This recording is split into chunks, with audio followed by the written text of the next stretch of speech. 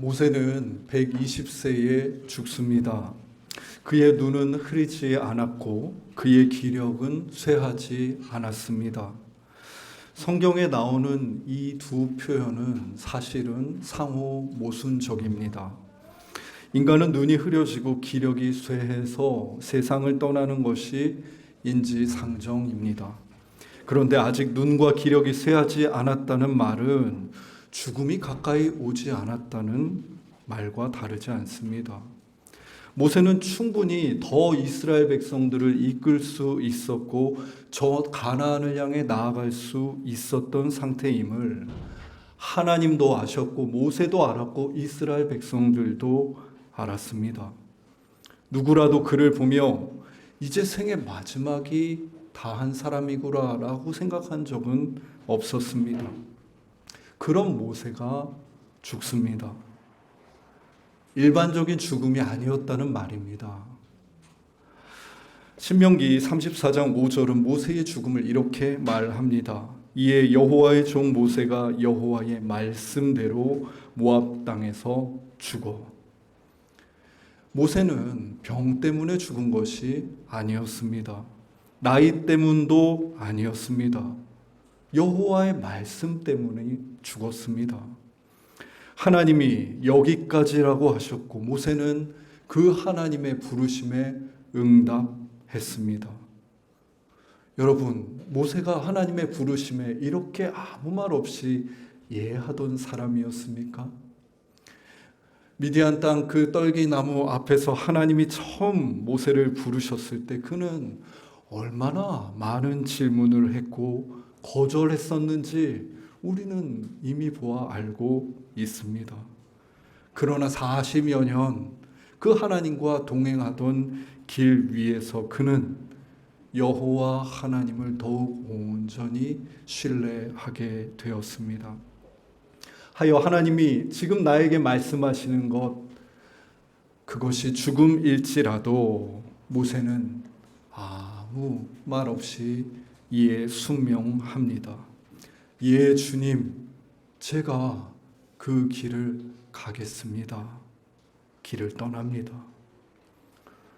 우리는 죽음, 곧 퇴장 역시 우리 하나님의 부르심일 수 있다는 사실을 놀랍게 목도하게 됩니다. 참 아름다운 죽음이요, 장례식이 아닐 수 없습니다. 그런데 여러분, 이스라엘 백성들의 입장에서 보자면 이 모세의 갑작스러운 죽음은 여간 난처한 일이 아닐 수 없었습니다. 가나안 땅 입성이라는 중차대한 일을 눈앞에 놓고 있는 이 상황에서 지난 40년의 여정을 이끌었던 그 지도자의 부재는 저들에게 당혹스러움과 염려를 주기에 충분했습니다. 출애굽의 모든 여정에 정통했고 모든 노하우를 알고 있는 모세의 죽음은 이제 그 이스라엘 백성들이 지도자를 잃고 가장 연약한 처지와 상황에 놓이게 되었다는 말과 다르지 않았습니다. 하여 하나님은 모세가 떠난 후 불안해하는 여호수아를 찾아와 이렇게 말씀하십니다. 힘을 내고 용기를 가져라. 무서워 떨지 말라. 내가 어디로 가든지 내 하나님 야훼가 너를 떠나지 아니하리라. 이 모세와 출애굽 모든 여정 동안 동행했던 여호수아조차도 모세의 갑작스러운 부재로 인해서 그 심령이 얼마나 연약해졌었는지를 잘 보여주는 대목입니다. 하나님은 그런 여호수아를 격려하고 일으키시면서 한 가지를 기억하라고 말씀하십니다. 내가 어디로 가든지 내 하나님 여호와가 너를 떠나지 아니하리라. 이것은 단지 하나님의 말이 아니었습니다. 하나님은 당신의 이 말씀을 저들의 온 백성들 앞에서 펼쳐 보여주십니다. 이스라엘 백성의 그 진영에 행진하는 형태가 바로 하나님과의 구체적인 동행을 잘 보여주고 있었습니다.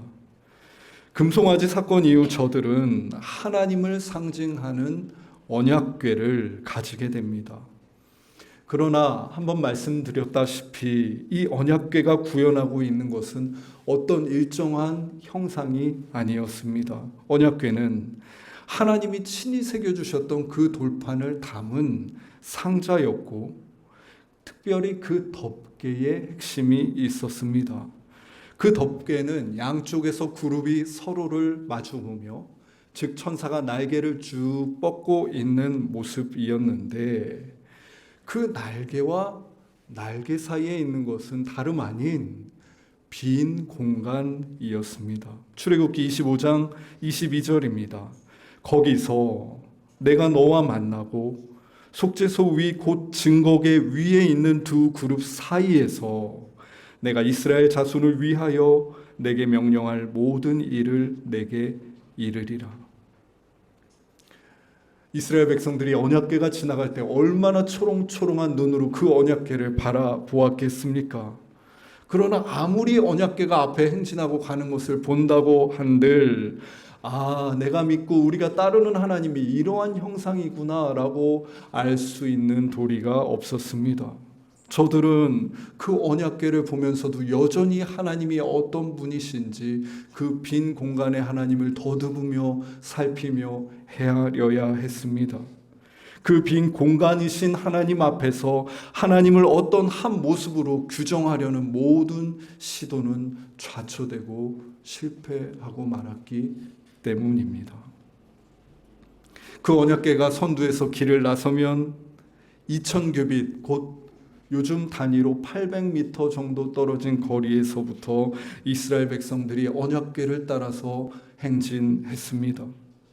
이스라엘 백성들이 이 행진으로 가지게 된 감각은 너무도 분명합니다. 이 길은 하나님께서 앞서 가시는 길이다. 우리는 그 길을 따라가는 이들이다. 이것은 이스라엘 백성들이 광야에서 40년 동안 행진하며 익혀온 삶의 방식입니다. 구름 기둥과 불기둥이 앞서 가시면 백성들이 이를 따라가고 멈추면 따라 멈추는 삶. 그들의 여정은 한 걸음씩 그분의 이끄심에 발을 맞추어 가는 여정이었습니다. 빨리 가느냐, 어디로 가느냐가 관건이 아니었습니다. 이 길의 핵심은 온전한 하나님을 향한 신뢰로 그 하나님의 속도와 걸음에 맞추어 한 걸음을 내딛는 데 있었습니다. 그렇게 40년을 지나 저들이 마침내 요단 강가에 도착한 것입니다. 요단 강가는 모세가 떠난 이후 온 백성들이 처음 맞는 장애물이기도 했습니다.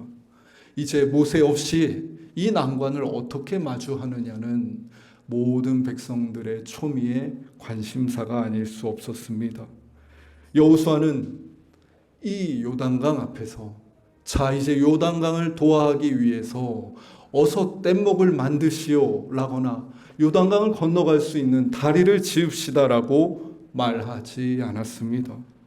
더 얕고 강폭이 좁은 곳을 탐색해보라고 정찰병을 보내지도 않았습니다. 여호수아는 하나님 앞에서 들은 하나님의 그 말씀대로 언약궤를 맨 제사장들이 물속으로 먼저 당돌하게 걸어가라고 명했습니다. 공교롭게도 저 뒤에 따라오는 이스라엘 백성들도 사전에 이미 그러한 방식으로 요단강을 도하할 것이란 사실을 들어 알고 있었습니다. 그러니 법궤를 맨 그 선두가 요단에 이르렀을 때부터 뒤에 줄지어 선 모든 이스라엘 백성들의 시선은 바로 그 강가를 향할 수밖에 없었겠지요. 이 요단강의 평균 넓이는 30m, 깊이는 1에서 3m밖에 되지 않는 강입니다만 겨울에 비가 많이 오고 나면 물의 양이 수십 배로 불어나서 늘어난 곳에 따라 넓이가 1.6km까지도 늘어났다고 합니다. 우리 교회 위편으로 올라가면 이내 홍제천을 만날 수 있는데요. 이 홍제천도 평소에는 작은 지류에 불과하지만 여름에 비가 많이 올 때는 금세 10배 넘는 물의 양이 불어서 위험한 강이 되곤 합니다. 마침 이스라엘 백성들이 요단에 이른 그때는 봄 추수 때였고 레바논 맞은편에 있는 산맥에 눈이 녹아서 요단강에 물이 불어나고 홍수가 나곤 하던 때였습니다. 그럼에도 언약궤를 메고 있는 제사장들은 여호수아를 통해 들은 그 하나님의 말씀을 따라서 강에 발을 내딛습니다.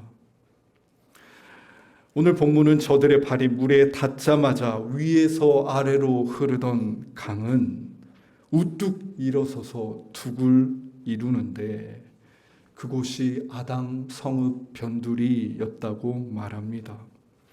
대략 이스라엘이 지금 있는 이곳 여리고 나루터에서 강가 상류로 29km 정도에 있는 지역을 아담 성읍이라고 추정하고 있습니다.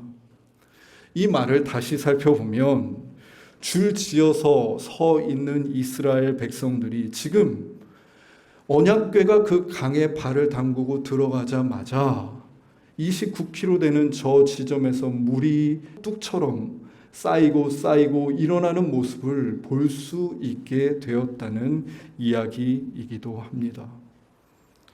그리고 이 요단강에서부터 언약궤의 위치가 바뀝니다. 오늘 본문 17절을 공동 번역본으로 읽어봅니다. 야훼의 계약궤를 맨 사제들이 요르단강 한복판 마른 땅에 서 있는 동안 온 이스라엘이 마른 땅을 밟고 건너 결국 온 결회가 다 요르단강을 건넜다.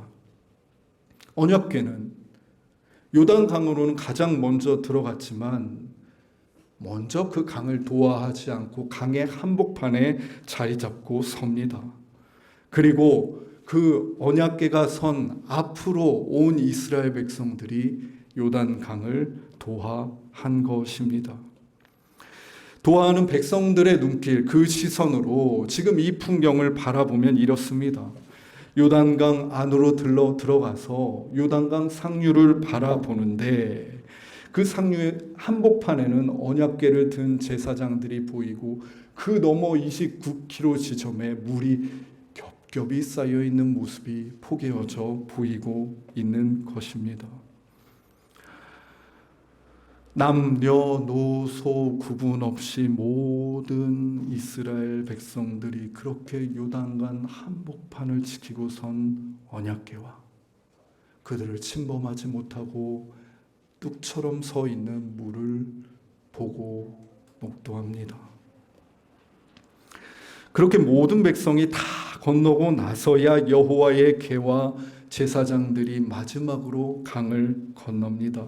여호수아 4장 18절입니다. 여호와의 언약궤를 맨 제사장들이 요단 가운데에서 나오며 그 발바닥으로 육지를 밟는 동시에 요단 물이 본 곳으로 도로 흘러서 전과 같이 언덕에 넘쳤더라.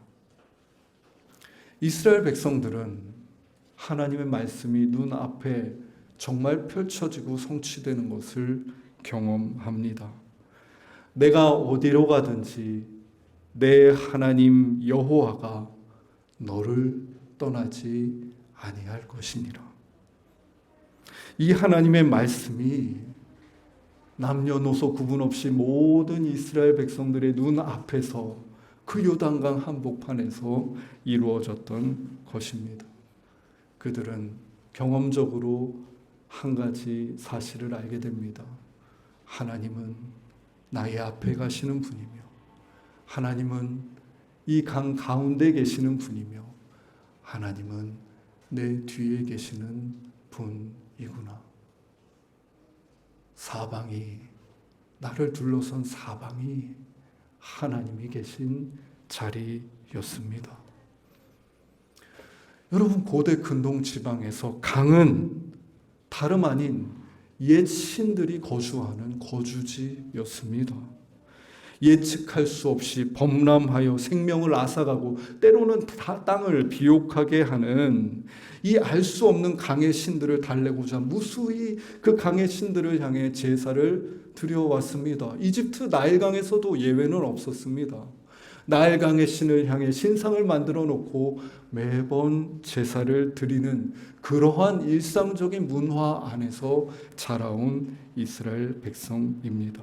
하지만 하나님이 강 한복판에 계실 때 어떠한 강도 그들을 침범하지 못한다는 것, 강이 힘이 없어지고 만다는 것을 그들은 경험합니다.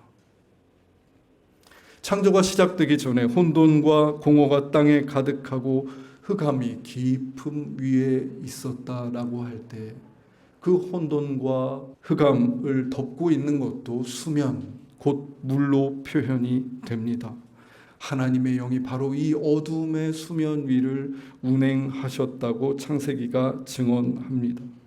저 혼돈과 공허와 흑암의 상징인 물은 역시 이스라엘 백성들을 덮치지 못합니다. 왜입니까? 언약궤가 그 혼돈 한복판에 자리하고 혼돈이 그들을 덮치지 못하게, 어둠이 그들을 감싸지 못하게 지키고 섰기 때문입니다. 오늘 본문의 풍경은 이사야 43장의 말씀을 생각나게 합니다. 야곱아, 너를 창조하신 여호와께서 지금 말씀하시니라. 이스라엘아, 너를 지으신 이가 말씀하시니라. 너는 두려워하지 말라. 내가 너를 구속하였고 내가 너를 지명하여 불렀나니 너는 내 것이라. 내가 물 가운데로 지날 때에 내가 너와 함께 할 것이라. 강을 건널 때에 물이 너를 침몰하지 못할 것이며 내가 불 가운데로 지날 때에 타지도 아니할 것이요 불꽃이 너를 사르지도 못하리라. 이사야서는 강이 저들을 침몰하지 못하는 것은 바로 그 강가를 거니는 저 백성이 하나님의 소유, 하나님의 것이기 때문이라고 말합니다. 하나님은 당신의 소유이신, 당신이 지으신 백성들의 어둠 한복판에서 그들을 지키시는 분이십니다.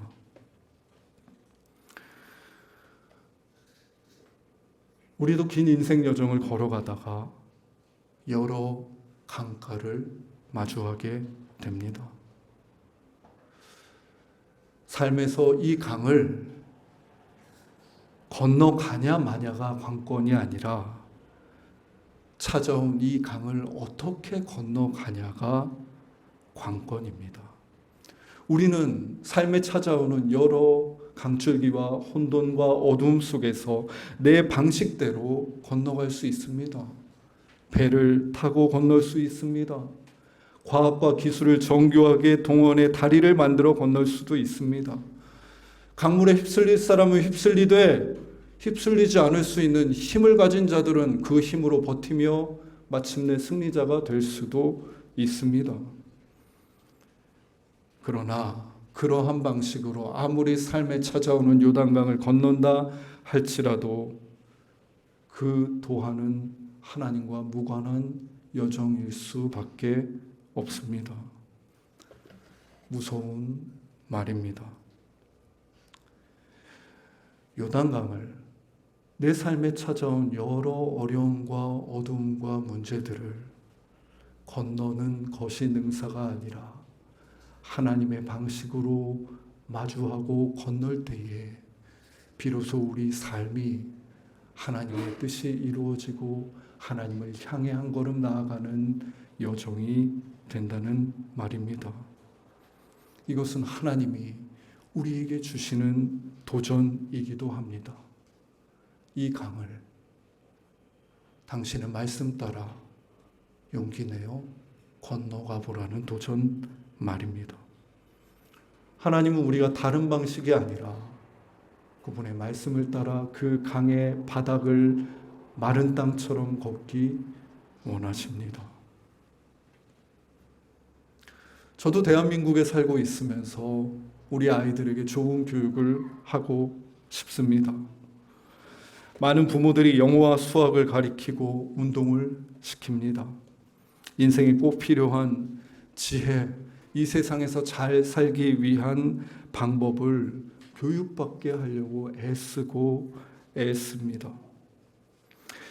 그러면서도 저는 정작 신앙은 내 마음대로 네가 알아서 선택해라 하는 경우를 정말 자주 봤습니다. 물론 많은 경우 자신이 어린 시절에 경험한 강압적인 신앙에 대한 반발로서 그러한 태도를 가지게 됐기도 했지만, 여러분, 신앙 곧 하나님과 더불어 사는 삶, 하나님과 함께 그 강을 건너가 보는 경험은 우리가 아이들에게 반드시 가르쳐 주어야 하는 삶의 정수 중에 정수 아닙니까? 내 삶을 가로막는 강 앞에서 나의 해법과 세상이 말하는 해법을 가르치기만 바쁘고 정작 하나님의 뜻을 따라 강을 건너는 법은 알려주지 않는다면, 그것은 나중에 네가 알아서 해라라고 한다면 정말 이것이 맞는 것입니까? 우리들의 일상도 같은 맥락에 놓여 있습니다. 당장에 직면한 여러 문제와 상황들을 우리는 자연스럽게 나에게 익숙한 방식과 세상에 익숙한 논법을 따라 해결하고 결정하고 선택합니다. 하지만 요단강을 향해 봇개를 메고 하나님은 마른 땅을 걷기를 원하시는데, 우리가 두려운 마음에 매번 배를 타고 건너고 있다면 그것은 하나님에 대한 믿음의 강화가 아니라 그저 자기 자신에 대한 확신이요, 자기 강화가 될 뿐 아니겠습니까? 인생은 아이들에게나 어른들에게나 구분할 것 없이 문제의 연속입니다. 우리는 여러 모습으로 찾아오는 문제에 때로는 압도당하고 때로는 해결책을 찾으며 살아갑니다. 교회 다닌다고, 예수 믿는다고 결코 이 문제가 사라지거나 약화되는 경우는 없습니다. 다만 그리스도인에게는 다른 희망이 한 가지 있습니다. 지금 나를 뒤덮는 문제, 지금 나를 휘감은 이 어둠 한가운데 우리 하나님이 서 계시다는 사실입니다. 그 하나님의 계심을 믿으며 강을 향해 한 걸음씩 나아갈 때 주님께서는 우리에게 보이지 않았던 그 강 사이로 난 길을 보이시며 우리를 마른 땅을 걷게 하실 것입니다. 그러한 신앙으로 우리가 하루하루를, 한 해 한 해를 살아갈 때만 신앙은 그저 자기 확신이나 자기 광화나 자기 위로의 도구가 아니라 여리고 저 하나님이 이끄시는 그 땅을 향한 한 걸음이 되는 것입니다. 하나님이 사랑하시는 숲 가족 여러분, 여러분은 어떤 요단 강가에 서 계십니까? 여러분은 어떠한 방식으로 그 강을 건너실 것입니까? 우리가 당면한 바로 그 문제, 그 어려운 그 삶의 자리가 바로 지금이 우리 가운데 살아계신 하나님을 의지하며 마른 땅을 걷는 여정을 시작해야 할 그곳입니다. 기도하겠습니다. 하나님, 우리에게 조금의 여유를 주시면 좋겠습니다. 닥쳐오는 문제들을 해결하며 급급하게 살아가는 우리에게 조금의 여유를 주셔서 우리가 잠시 멈추어 내가 이 문제를 어떠한 방식으로 풀어가고 대하기 원하시는지 하나님의 뜻과 말씀을 묻고 듣는 그런 여유를 주시면 좋겠습니다.